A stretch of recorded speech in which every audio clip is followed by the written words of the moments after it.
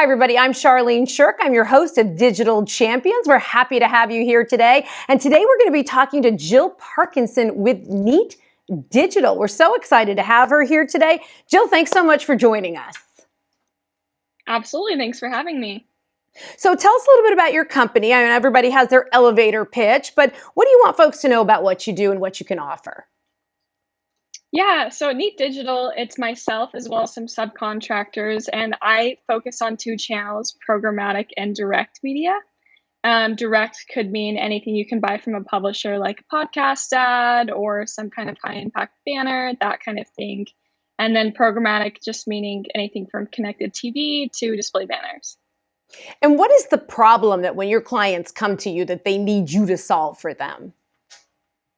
Yeah, so I mean, for the most part, I do freelance work. It's not full time. And so a lot of times people are looking for someone to cover for someone who's out due to a medical leave or maternity leave, or they are not looking to hire someone full time as a media planner at this point. They're just looking for someone to come in and kind of test the waters with them. So I have some long term clients and then some people that just have me on for a couple months.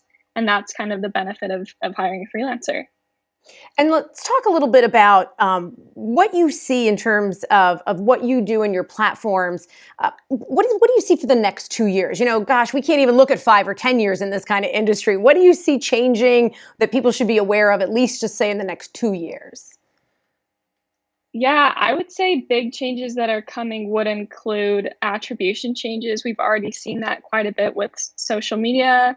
There's been iOS changes. Google's changing the way that they handle cookies.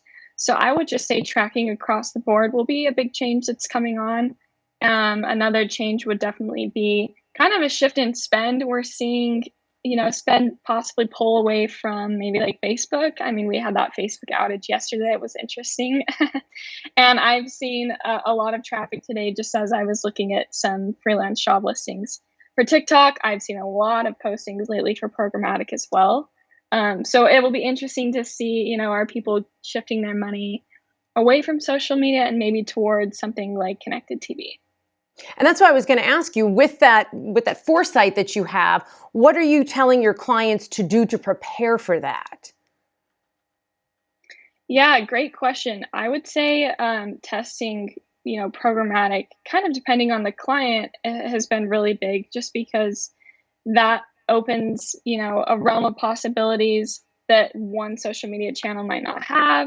So, if you're running programmatic, you can test running on very specific websites. If you're doing banner ads, you can do, audio ads to different podcast ads or different types of music listeners. And with programmatic, it's nice because you can layer in so many different audiences. Like I've worked a lot in the private aviation industry, and they can layer in, household income of 500K plus, which has been super beneficial, where you can't get those kind of data sets a lot of times from social media.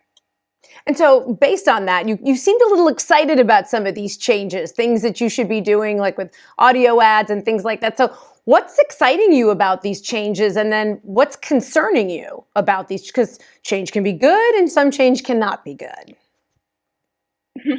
Yeah, great question. I would say one thing that excites me would be there are a lot of opportunities with tracking that comes with, there are a lot of things that are going away as far as tracking. But focus party of one. I was just watching TV yesterday and I got a little QR code in the corner. I could also scroll through the ad from my TV remote, which is, that's never happened that I've been aware previously. And so there's a lot of changes as far as how some of these more traditional channels are starting to transform and have other ways to track. I would say things that scare me would definitely be sometimes we are at the mercy of like anyone that's using Chrome as a browser and Google decides to change their rules. Sometimes that can, be difficult and change up the way that we've done things historically. But really, it's just a challenge and a learning curve type of thing. I don't think it's anything that as a marketing community we can't overcome.